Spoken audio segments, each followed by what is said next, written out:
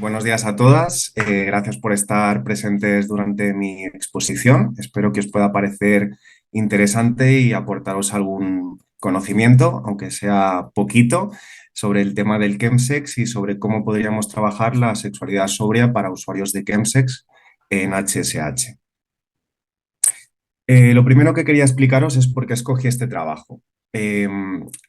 Casi que cuando inicié el máster de sexología en Sexpol, tenía muy claro que quería hacer algo relacionado con el chemsex. Yo hace 8 años que, aparte de iniciar mi proyecto personal, empecé a trabajar en una organización en Barcelona, conocida como STOP, antes era Stop SIDA, en la que teníamos un servicio llamado Chemsex Support y en el que atendíamos a usuarios de chemsex que tenían distintas demandas. Podía ser desde gestión del consumo hasta abstinencia.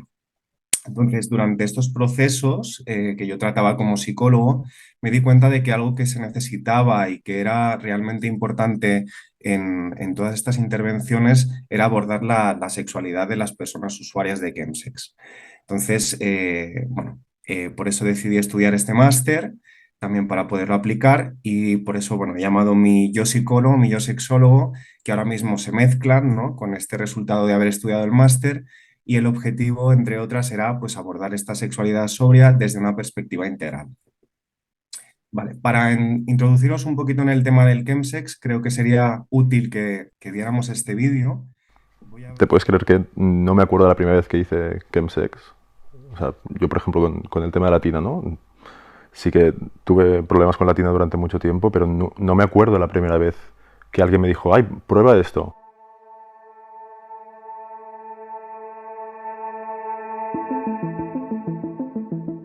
El chemsex es el uso de sustancias recreativas, especialmente pues, la mefedrona, la metanfetamina, el GHB, que lo consumen principalmente los hombres que tienen sexo con hombres y que utilizan estas sustancias para mantener relaciones sexuales. ¿Alguien tiene queta?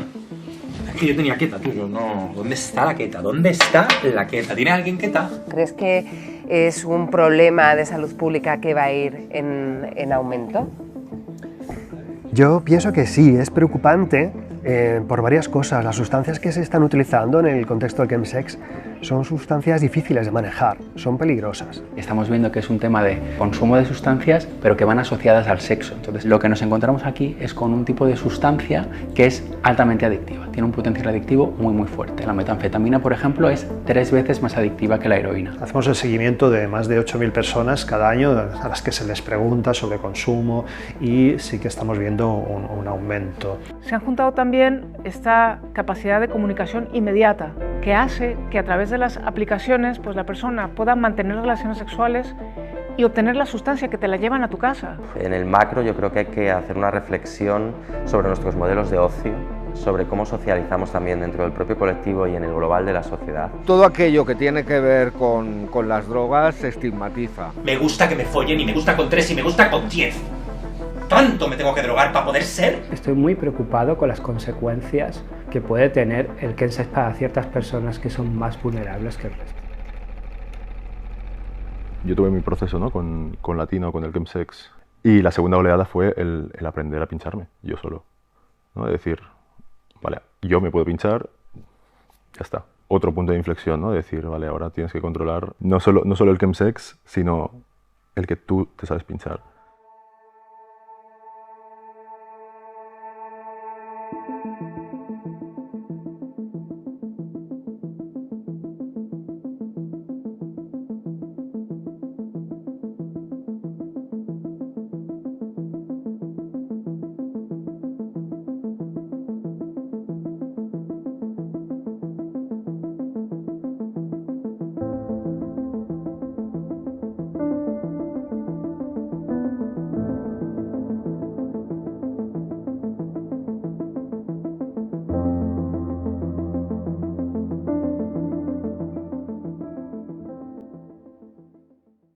Vale, este tráiler forma parte de unos documentales que tenéis disponibles en YouTube que se llaman Paseos Conciencia y bueno, especialmente el del chemsex creo que está muy bien hecho. Se ha participado con muchos profesionales que están trabajando tanto en Barcelona como en Madrid en la red del chemsex y bueno, os lo quería poner a modo introductorio. Entonces, qué podemos considerar que es chemsex? Como bien se ha dicho en este vídeo, hay unos tipos de sustancias que serían necesarias para que habláramos de chemsex. En este caso sería la metanfetamina, el GHB, la mefedrona y la ketamina.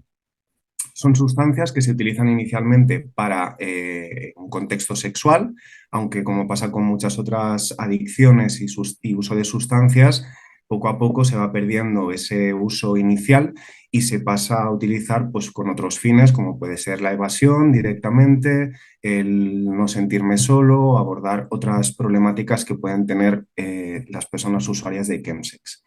¿Quiénes son principalmente las personas que consumen chemsex? Estamos hablando de que más de un 95% de las personas usuarias de chemsex son hombres que tienen sexo con hombres. Entonces es un fenómeno que está muy localizado en este colectivo y aunque hay algunos datos de otras personas, por ejemplo, mujeres trans o mujeres cis, pero que son trabajadoras sexuales, son muy poquitas las cifras que tenemos de esta otra parte que no pertenece al colectivo de HSH. ¿Y dónde se consume principalmente chemsex? Bueno, pues tenemos como digamos, dos apartados. Uno de ellos sería en lugares privados, ya sean casas, apartamentos de personas que organizan esos encuentros para consumir chemsex, consumir este tipo de drogas y tener una sesión, que así es como se le llama comúnmente. O también se podrían dar en clubes de sexo, en zonas de cruising y en otros lugares en los que se puede tener encuentros entre hombres que tienen sexo con hombres. ¿Por qué está tan localizado en los HSH este tipo de consumo?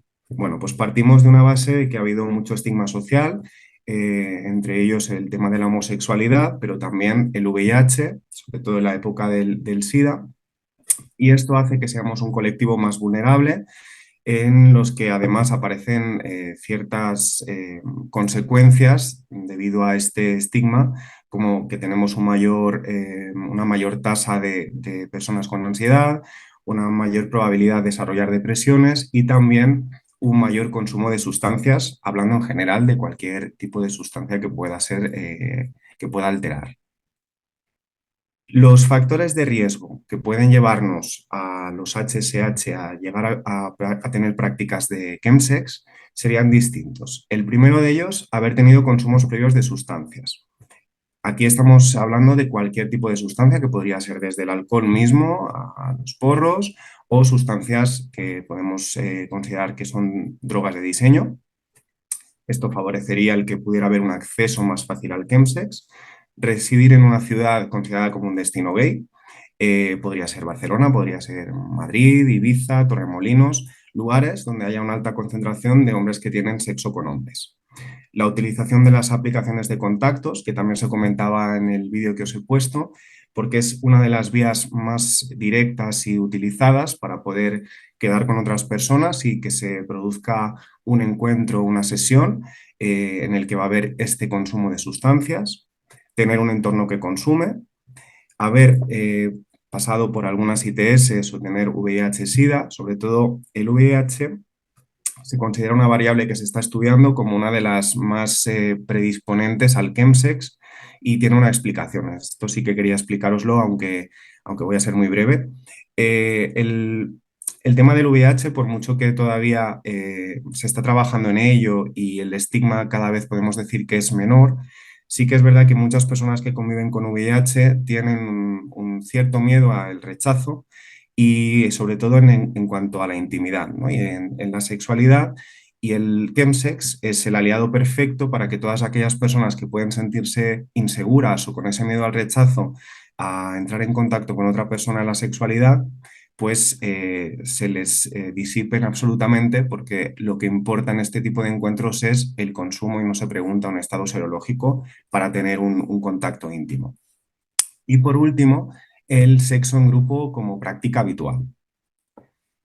¿Qué factores, ahora vamos a ver la otra cara de la moneda, podrían ser considerados de protección para que las personas HSH especialmente no caigan en consumos de chemsex? Bueno, pues sería lo contrario, ¿no? Residir en ciudades pequeñas, en pueblos o en zonas rurales, localidades que tengan una menor población de HSH, tener un entorno social no consumidor en ninguna situación. Con esto me refiero a que no tiene por qué ser un consumo habitual, sino tampoco pues, consumos que se pueden considerar de ocio en un concierto, en una discoteca. No utilización de aplicaciones de contactos, no frecuentar espacios y no frecuentar espacios de sexo como algo habitual, ya sean saunas, clubs de sexo, etc. ¿Qué efectos tiene el chemsex en la sexualidad de los usuarios de chemsex HSH? Los he dividido en dos partes, los iniciales y los que aparecen a posteriori. Los iniciales serían aquellos que empiezan a registrar cuando ingieren estas sustancias y en las primeras sesiones que tienen de chemsex, donde se produce un aumento de la duración del estado de excitación, una potenciación de la conexión con el otro, sensación de autoconfianza y desinhibición. Estos serían como podríamos decir, los motivos que generan sobre todo ese enganche inicial al fenómeno del chemsex y que experimentan gran parte de los usuarios en esas primeras sesiones.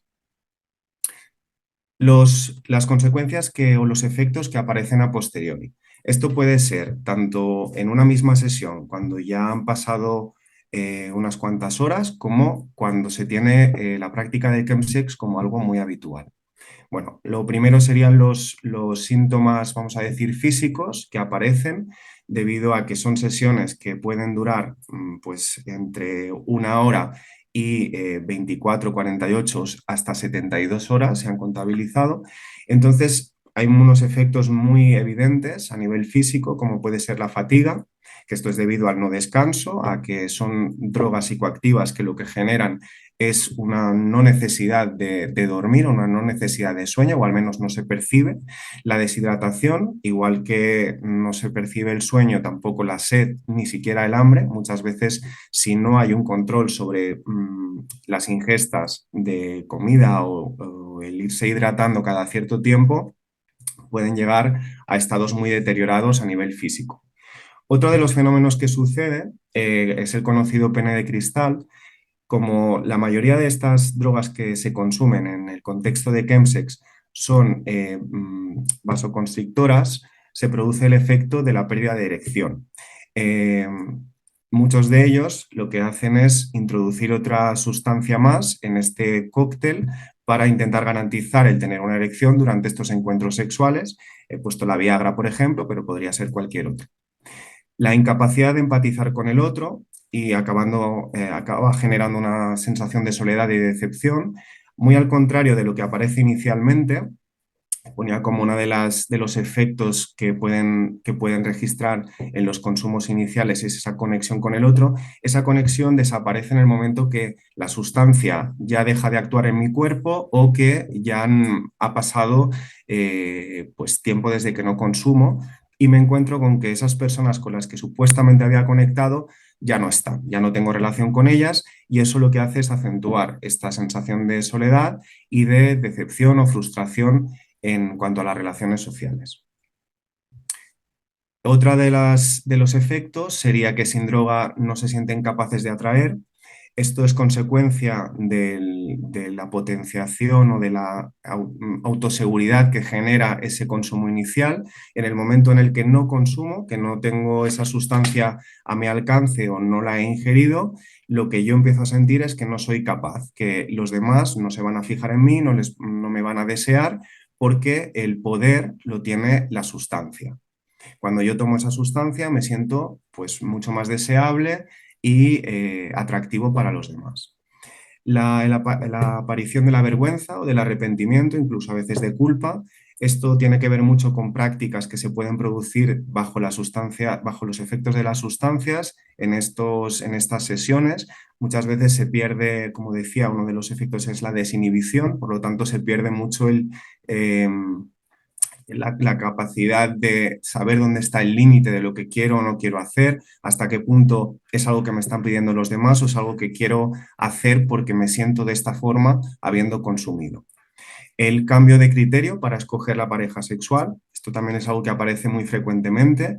Se dan sesiones donde muchas veces lo que importa es que haya sustancias, que haya consumo de por medio. Entonces, para mí lo importante es que tú hayas consumido y no tanto cómo seas tú, si eres una persona que me puede resultar atractiva o que escogería si no hubiera consumido sustancias. Y por último, el tipo de sexo que se produce.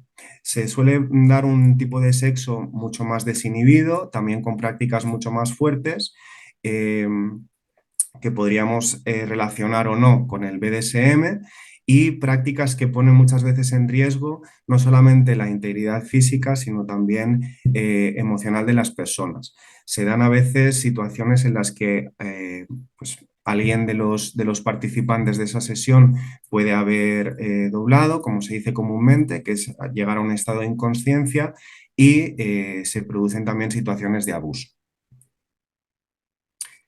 Vale, ya me voy a ir centrando en un poco el objetivo del trabajo, que sería cómo podemos trabajar el sexo sobrio con personas que que son usuarias de chemsex en HSH. Entonces, lo primero sería definir qué entendemos por sobrio, por una sexualidad sobria. Sería aquella que no está afectada ni alterada por el consumo de sustancias, ya sea alcohol o otras sustancias consideradas bueno, como socialmente drogas. Y aquí he añadido pues, la metanfetamina, GHB, mefedrona, ketamina, pero podrían ser muchas más. ¿Cuáles son las propuestas que he considerado más importantes para reconstruir esta sexualidad sobria? Bueno, la inicial creo que sería muy importante partir de un contrato terapéutico.